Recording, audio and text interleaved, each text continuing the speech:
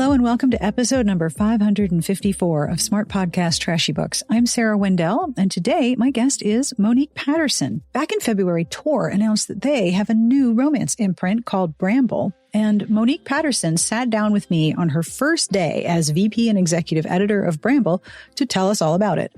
We also discuss how romance has changed and evolved over her career as an editor, and about being a nerd in many areas, including sword collecting and baking. I want to thank Sarah Reedy, who is the VP and Executive Director of Publicity at Tor, for helping set up this interview. And I really want to thank Monique for sitting down with me on her first day on the job.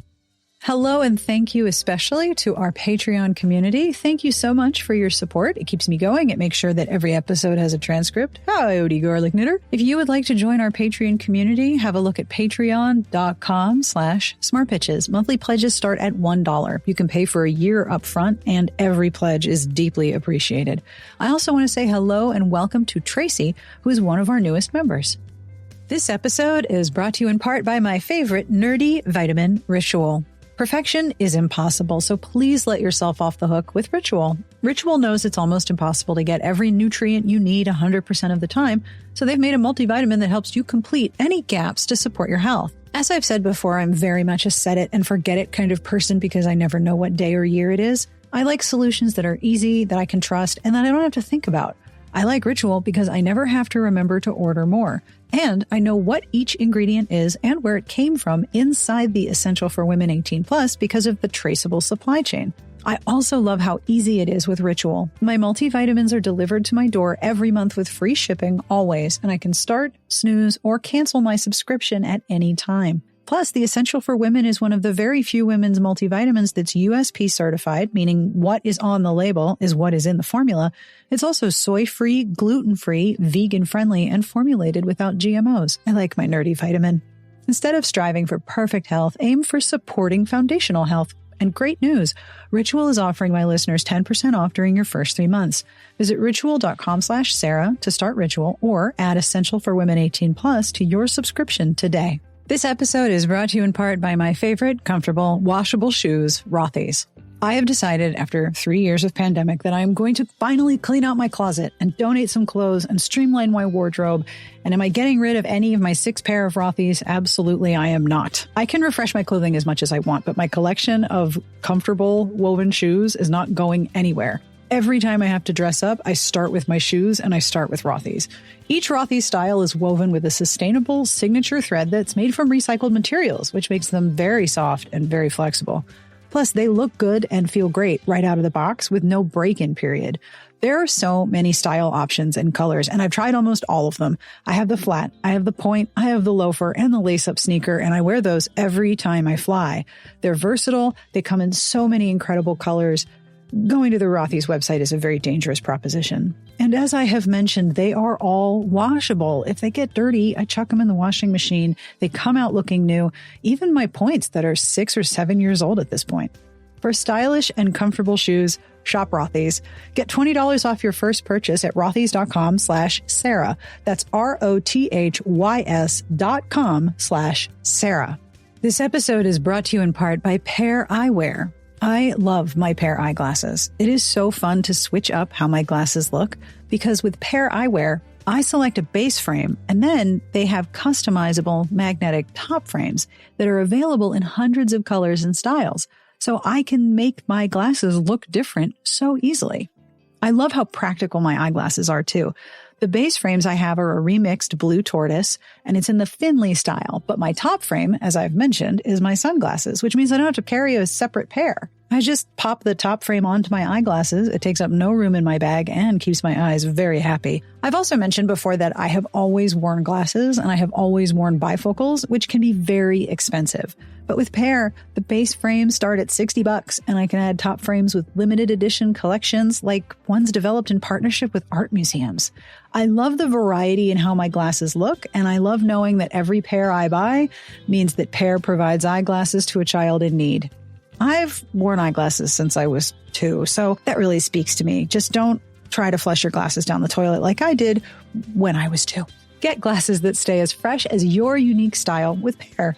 Go to paireyewear.com/Sarah for 15% off your first purchase. That's Pair, P-A-I-R, eyewear.com/Sarah.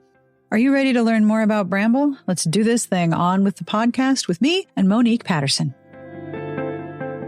First of all, I'm really happy to be here and talking to you. I love Smart Bitches. Have for years. Big fan.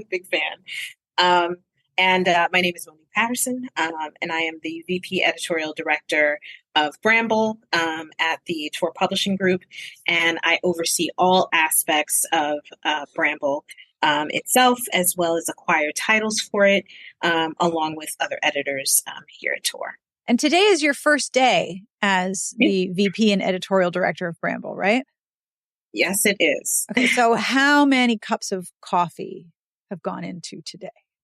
I'm actually doing really well. I actually left the house with my coffee mug sitting on the counter. Oops! But I did have a Red Bull, and it's still keeping me going. That'll go. I mean, I've driven away with my coffee on top of my car, so just leaving it on the counter is probably a win overall. Yes. So I am very excited about Bramble. I did an episode with Amanda, who's my co-pilot at Smart Bitches. And one of the things we talked about when we were trying to predict the trends of publishing, which, as you know, is a terrible idea to do with any kind of, recording going on. We were both talking about how we think there's going to be more fantasy romance and more romance with fantasy and science fiction elements, because that's an area that we're seeing getting filled in. And I always get requests for it from readers. I'm looking for more science fiction romance. We have a bunch of questions about Bramble because we're so excited about it. I know that the press release has a lot of words in it, and I have some questions about the words, but will Bramble focus on fantasy and science fiction because, it's part of Tor? And if I think of Tor, I think of those genres. Or is it going to be a wider acquisition? That is an excellent question and something I love talking about. It is going to be a wider, a swath of, kind of different subgenres. So for instance, of course, yes, we're going to do fantasy and science fiction romance, because I think we're particularly suited for it, but of course, but we're going to be doing contemporary as well. We'll be doing, in a select way, like some historicals. So there really isn't a thing that we won't actually, do in terms of like subgenre. So it's going to be it's going to run the whole gamut. So, when we say there'll be something for everybody, I like to think that we're going to definitely come really close to fulfilling that for people. Right. And I noticed that the launch titles are fantasy and science fiction titles. And I'm assuming that was a deliberate choice given the strength of the brand that you're working with Tor. Yes. So yes, we thought about very carefully, like when we wanted to launch, what we wanted to launch with. But then you'll see as we're going into 2024, you're going to see more of what I'm talking about. Can you share news? Do you have titles? Can you tell us things? I do, but not yet. Okay. But we get to find out at some point, right? Oh, yeah, okay. Absolutely. Okay, good. Because, like I said, we're all very excited about this. Now, one of the major questions that we have from the press release, and a lot of the people in my podcast Patreon were asking as well, there are two things that we want to clarify we're very curious about. One was in the press release, it says, whether the last page holds happily ever after, to be continued, or an ending that isn't so simple.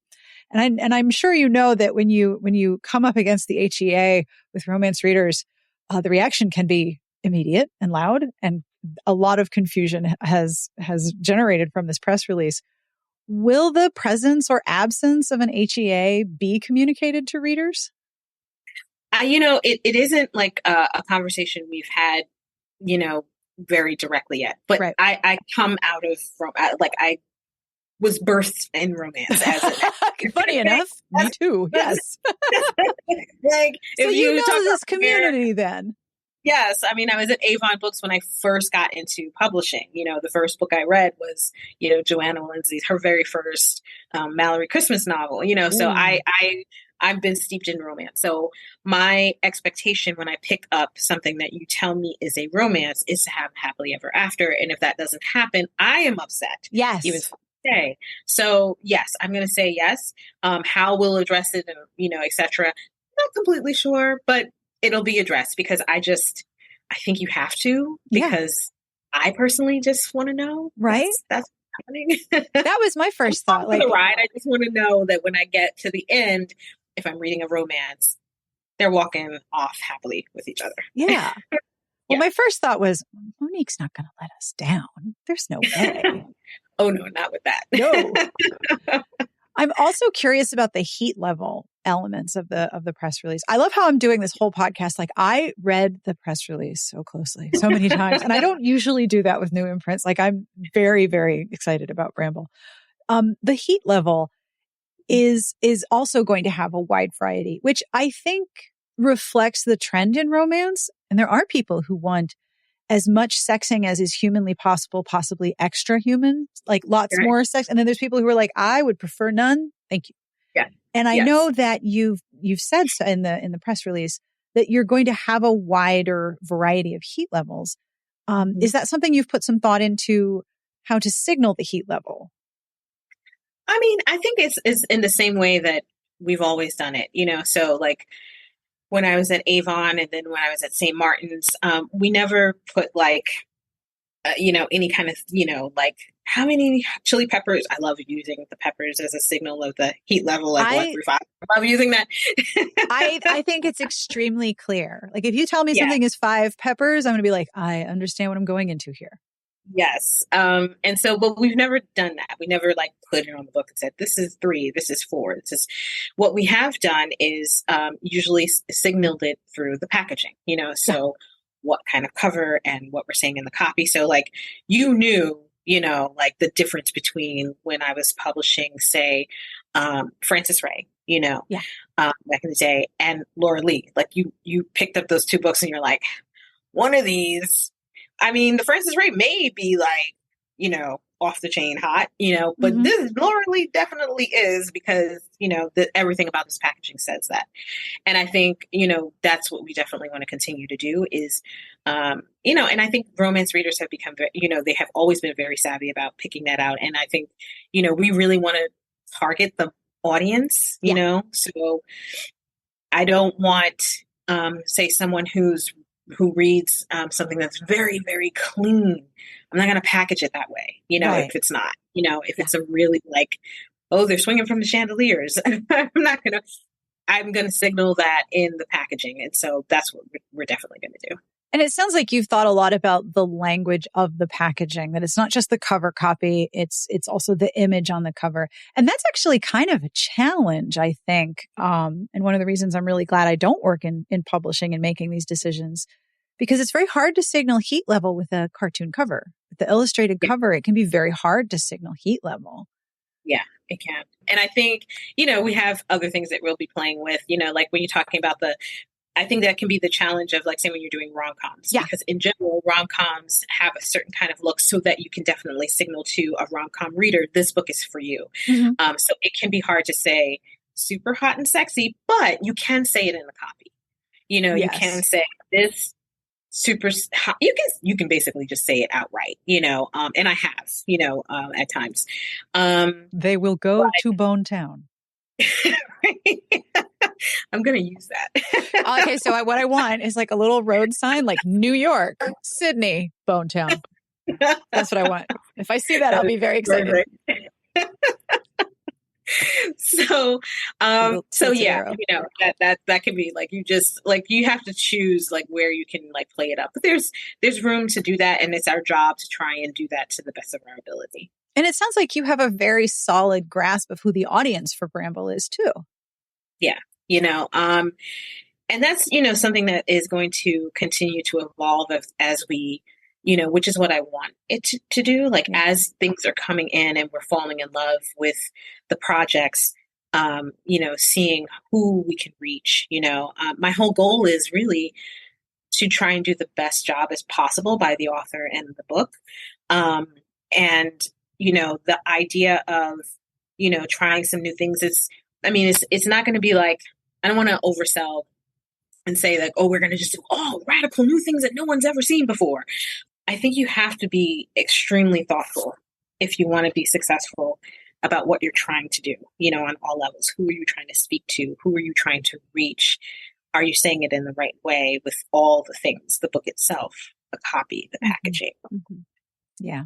I'm really excited by this, by the imprint, I think in part because it's coming from an imprint that already has such a solid base in fantasy and science fiction, but also in publishing books of different lengths, like the Murderbot novellas came out of Tor. And Right. one of my podcast Patreon supporters, Kate, was wondering, are you also going to be doing shorter works with Bramble? Are you going to publish novellas as well? So yes, definitely in terms of, so let me answer this. Like there's my wish that I actually even haven't talked to Davey about, but I want to do at some point. We will just speak it into being. We will just manifest it through this conversation. I mean, like, well, I said it on Smart Bitches, so we have to do it. Sorry. There was a whole recording and everything. I love anthologies, and I've always loved doing them. And I definitely want to do some going forward. I mean, the appetite for them has shifted a bit. So I have to be like, careful in terms of like making sure that it's going to be what the audience actually wants, So I definitely will do that. And in terms of like shorter works, I've already started having dreams of like what I might want to do in that space. And they're just dreams right now that I haven't even spoken out loud. But I could see us doing that. I definitely could see us doing that. Like I personally would love to do that. At some point, I don't know if it's going to happen year one of Bramble, but you never know. Yeah. What was the process of developing Bramble like? Was this your idea? Was this an idea that was floated in a large meeting over a very large conference table? Like what led to Bramble being Bramble? So this was, Davey has always been a huge fan of romance. Right. And we've known each other for years. Like we were, as she puts it, we were babies in the business together. So we both were, she was at Morrow and I was at Avon. And this was even before it was acquired by HarperCollins, like when it was owned by the Hearst Corporation. Like nobody remembers that, but long time ago. I think that predates me. And I've been doing this for 17 years now. I think that predates me. It does. Yeah. So we've known each other for that long. And she's always been a fan of romance. So we talk romance and we've remained friends over the years. And so, when, she came to me to say, well, this is what I want to do, and if I wanted to be a part of it, the way she was talking about it, I knew that this was her brainchild and she had been thinking about it for, quite some time. And that it was a definite part of the future growth of Tor, of the Tor publishing group. So in terms of like, all the meetings that may have happened, I wasn't, privy to those. All I knew was that this was something that Davey had a vision, for wanting to, expand in this place and to work with someone who also loved it, as much as she did or more, So here we are. and she obviously knows your fluency in the genre. Yes. Professionally. Yes. It's not like you've never experienced all of the things that have happened in romance over the past, 2.5 decades. Yes. I think for me, one of the things that is so exciting is that so much of the news right now in media and in publishing and in other publications is contraction and layoffs. Mm-hmm. And we're not doing this anymore and we're closing this down and this website is ending and these people have gotten laid off. And it's just really just depressing. Mm-hmm. And so to hear like, here's a new imprint, like I'm so happy. Has the response been similar to like, oh yay, a new thing? Has the response been as positive and engaging? It has been insanely good. Like I say insanely good because I'm so excited about it. And then, how like you're super excited about it and about something. Oh yeah. And then like maybe everybody else isn't as excited about it. It doesn't dampen what you're like, I know this is going to be great. That hasn't even been that. It's like, I was super excited and then everybody else was like, yay. And I was like, yay. So it's been great. People have been coming forth with projects that have been like, that are like really wonderful. And it's almost like it's almost like people were waiting for this moment, you Yeah. know, like I feel like I was waiting for this moment and they're waiting for this moment and here we are. Yeah. And the reception has been really fantastic. People are excited. I think, you know, sometimes you get to feeling like, I don't know, like you're the only one who wants a thing. Like, you know, that's not true. Like, I know I published romance my entire career. Mm-hmm. But, you know, it's been the conversation of, well, we're not really doing, you know, whatever within the industry. Mm-hmm. But at the same time, I'm sitting here going like, but I still want all the things. I still want all the things. Yeah. And I see other people out here who want all the things. Yep.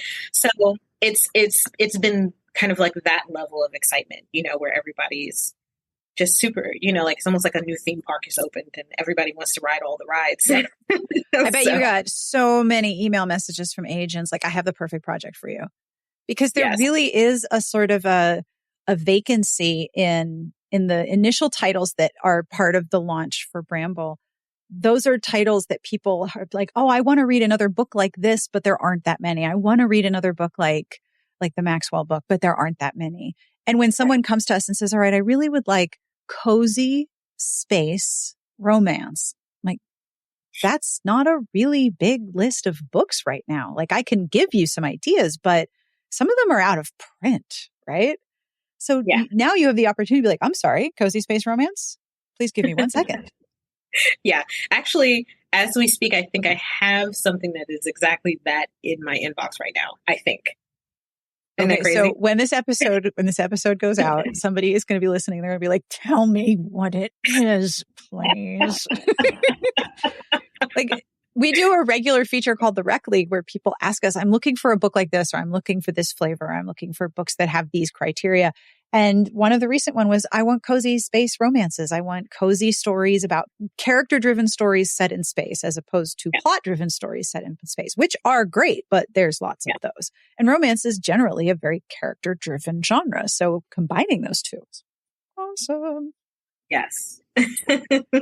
Now, you have worked in publishing and in romance, as you've said, for 25 years, which is amazing. What are some of the changes that you've witnessed over your career? And what are some of the changes you've appreciated in the romance genre? I love when I get a chance to talk to someone with as deep a knowledge base as yours, because you've seen the genre evolve even longer than I've seen it evolve.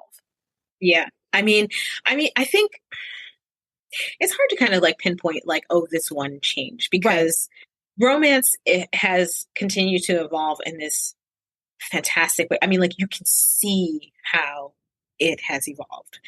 And I think that's kind of the coolest thing about it, you know?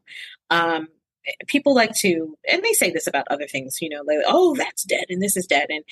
And the thing about romance, even, it doesn't even matter what subgenre you're talking about. It never dies. It's always going through an evolution.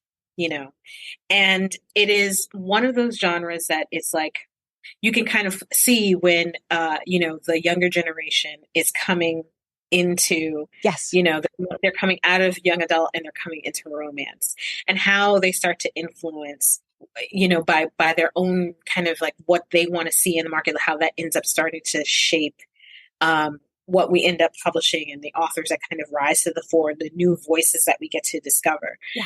And I remember, I mean, you know, when I was like a kid and I wasn't even supposed to be reading adult romances at all. Yes, I know all the words to that song. Yes. The romances that I was reading like then, they were great, but I mean, oh my goodness, we would have some issues.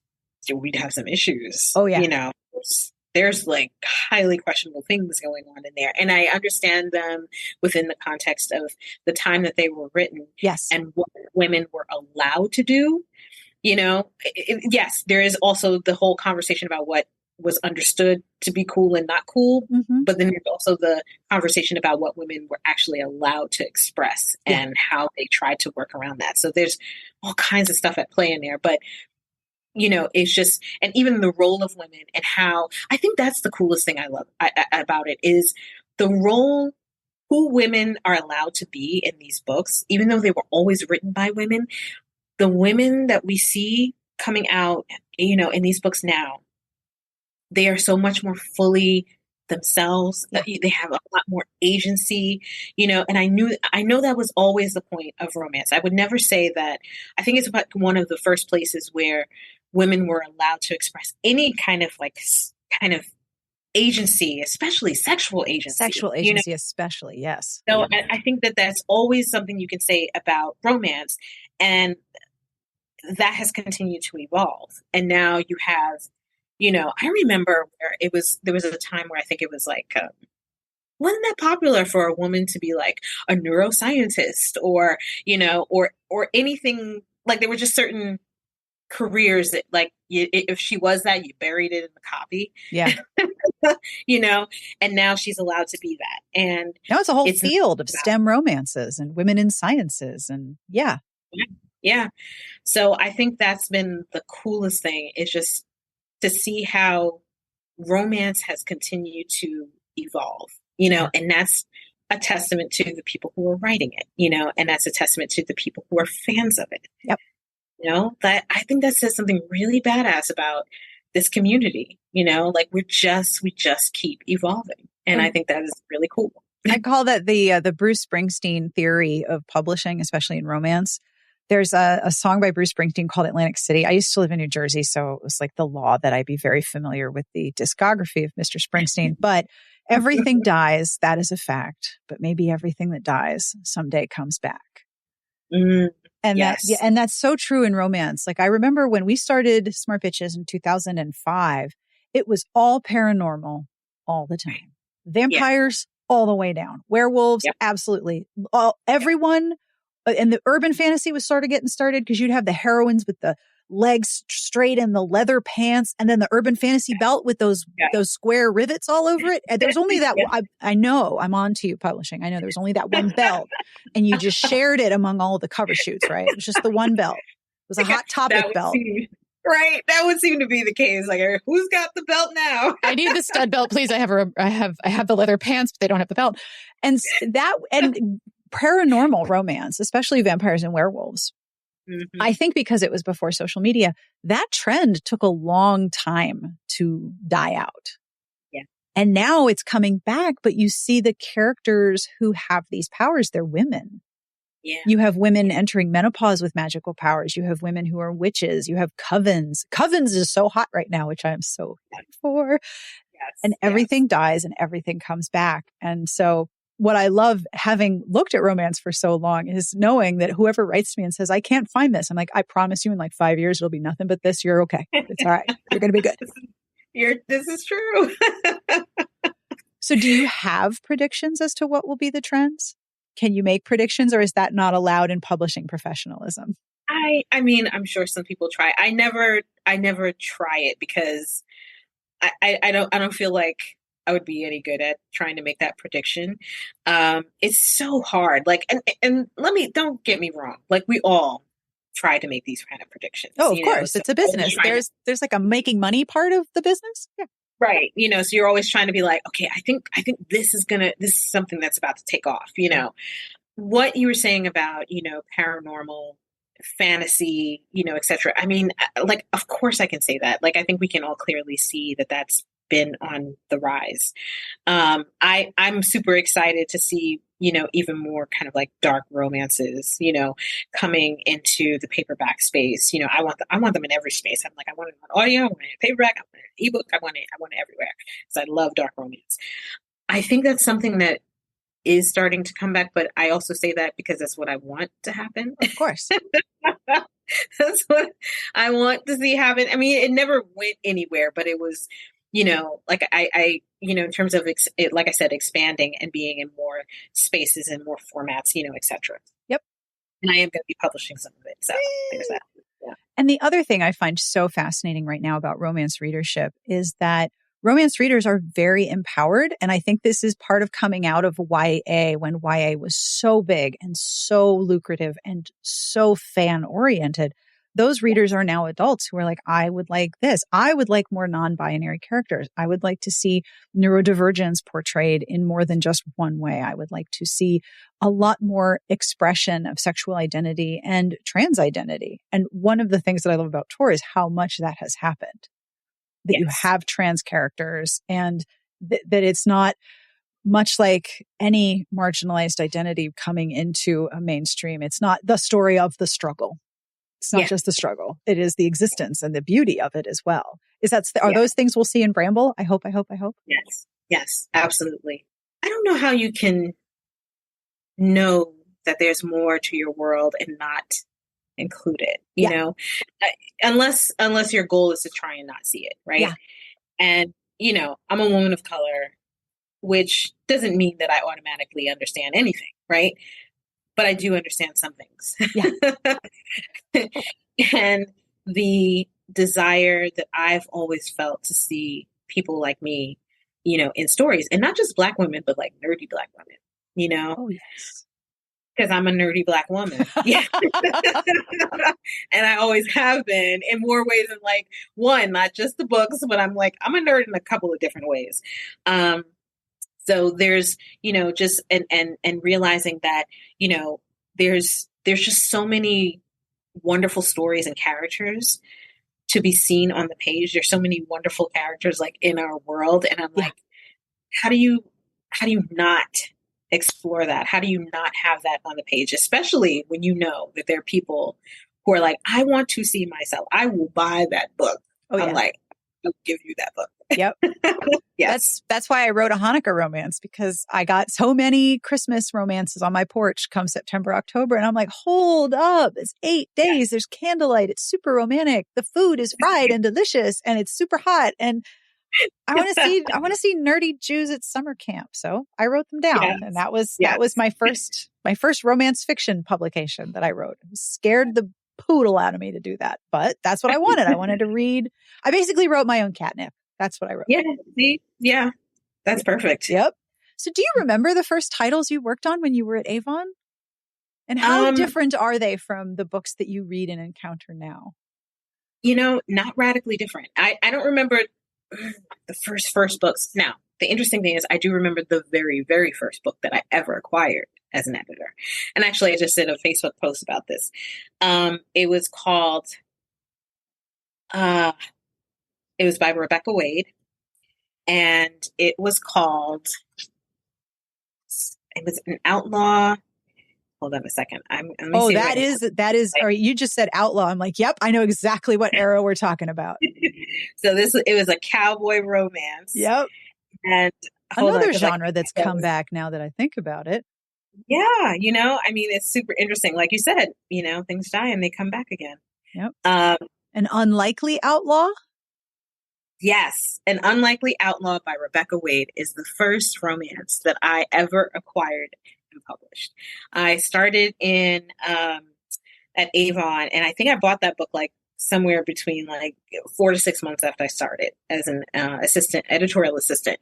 And I published, you know, we published that book, and it was a sexy cowboy romance. I am looking at the cover. There are horses running around in the background. The grass is exhaling. His shirt is long gone. Yep. Yes. Yep. He is hiking up that skirt. Oh, yes. Oh, he's showing a little leg. Things are about to go down in Bonetown Meadow. It's going to be interesting. Wow, that is... Where is it located, Bonetown Meadow? Bonetown Meadow is in Texas, of course. I mean... Of course.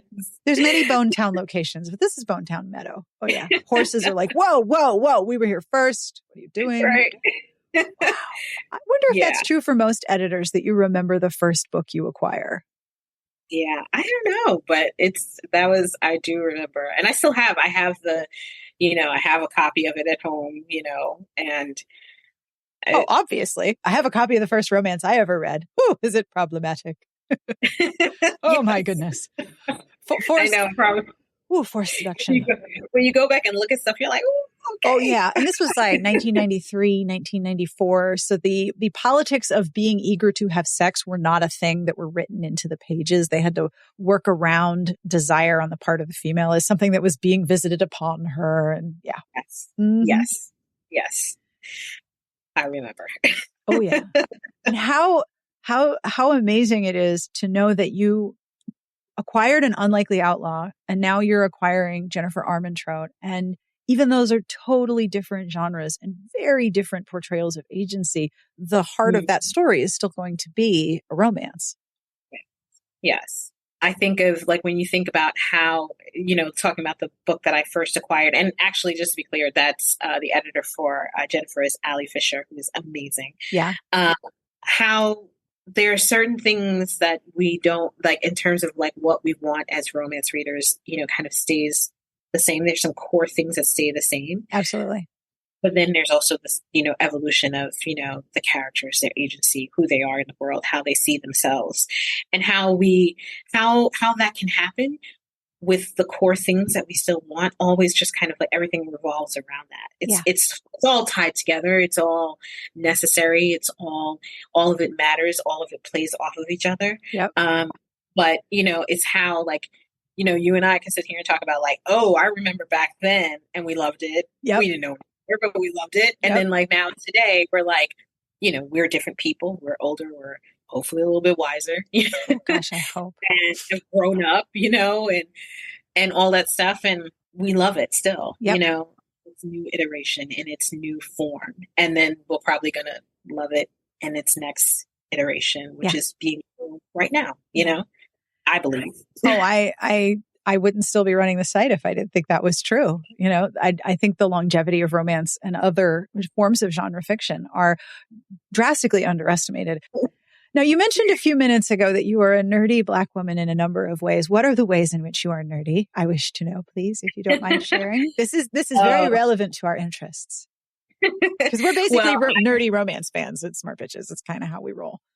Yeah. So I don't, this is not necessarily, well, maybe it is nerdy, but anyway, so, I love things like, I'm a big anime fan, I'm trying to think if I've done cosplay. I haven't done cosplay like directly, like I've done dress up at like Comic-Con. Right. I think that counts. Yeah.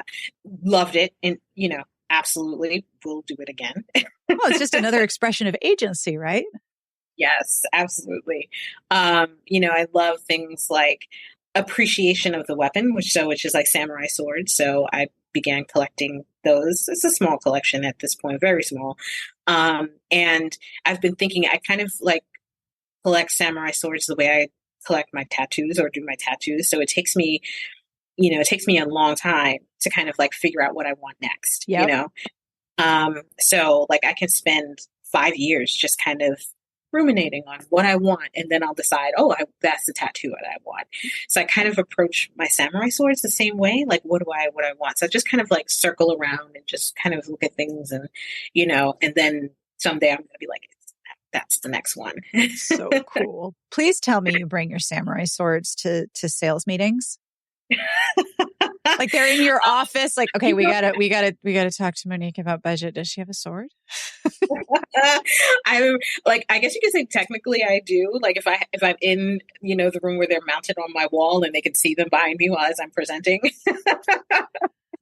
So outstanding strategy. I mean, someone from publishing is going to listen to this and be like, why didn't I collect swords? I would have had such a good meeting. So yeah, anime, samurai swords, and then I'm a nerd about baking. Yes, this is one of my questions. I noticed in your Twitter bio that it says baker, and baking is incredibly nerdy. I mean, it's chemistry, right? It's a very specific chemistry. And I, like many people, have a sourdough starter from the pandemic. Its name is Steve Glutenberg, and I love it so much. That's perfect. It's really good too. It makes great bread. My teenagers are obsessed when I make sourdough. Can we just eat the whole thing? Fine. So what are you baking lately? And is this a pandemic habit like mine? No. Mine started a while ago. I think it started with cheesecakes. So I do like challenging.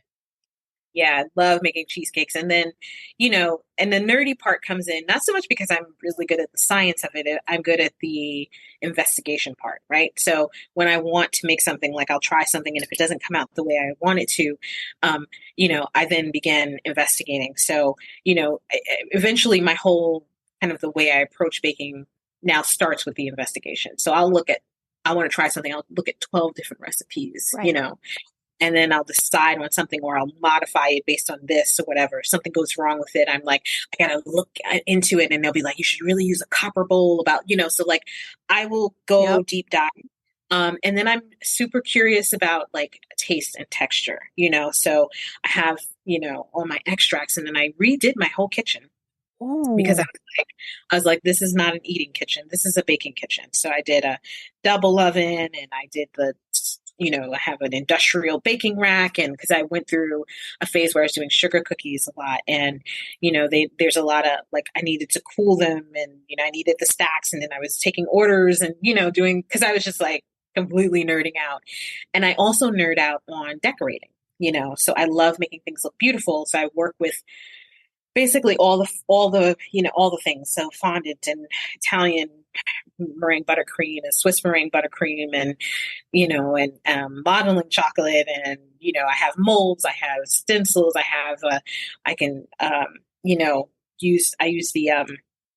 have basically everything. Oh my gosh. To decorate. And I taught myself, watching videos and other bakers that I really admire who were giving like classes online or on YouTube. And I just would learn how to, do it and just kind of do it over and over and over again. So I like making things look really beautiful. I was like, and people were like, oh, it's too beautiful to eat. I was like, excuse me, that should be why you want to eat it. So I always ask this question, what books do you want to tell people about? I was thinking about this question, and I was thinking about it more along the lines of like what I'm reading, currently. And even, of course, once I start thinking about what I'm reading, I start thinking about what I love to read, my favorite authors. So currently I'm reading Before I Let Go by Kennedy Ryan, which is awesome. Kennedy Ryan is so talented. It's just staggering. Yes. Like, I know the alphabet. I know all the letters in it. And then Kennedy Ryan gets the alphabet, and it's like, I didn't know that was a thing you could do. Yeah. Yes. Kennedy Ryan. And then another author who I hope I'm saying her name correctly, but Rue Nix. So she wrote this book called Gothica, but then she also wrote, it's dark romance. So good. So good. So I'm like, I like fell into her world, and I've been, devouring that. But then, I always come back to, and this is going to feel wildly divergent, but in a way it's not, right? I always return to James Baldwin. James Baldwin and Zora Neale Hurston are kind of like my authors that I return to in moments of needing to understand the world. And they are also the authors that I return to in moments of joy, and I think for me, they are some of the authors who actually really taught me about love, and the ability, like what love can do and what it looks like in the face of incredible challenge and incredible hardship. Yeah. And what that actually like really, really, really, really looks like, And so I came across James Baldwin because my mom had a copy of one of his books in the house, and I read him, and I was too young to like fully understand everything he was talking about. But I remember feeling profoundly changed, Yes. And then I went to the library and I started reading all of his stuff. And, again, too young to understand all of it, but just understanding at least enough to be like, oh my God, like my brain was like on fire, And then Zora Neale Hurston, I didn't read until I was in college, and I was so upset because I was like, why am I just now hearing about this woman, And who didn't tell me? Who knew about this and didn't tell me? Yeah, I know that feeling. That's how I felt. It was like almost like this foundational shift for me being exposed to Zora's work, And so in a lot of ways, as much as I was reading romance at a really young age, like they really kind of helped me kind of alchemize what that means in a really meaningful way, which I think I also then ended up bringing back to my romances. I was reading them when I started acquiring them, et cetera. And then kind of has helped shape the evolution of my thought about what they are. I don't think you would ever expect anybody to say those two things together. Makes perfect sense to me, though.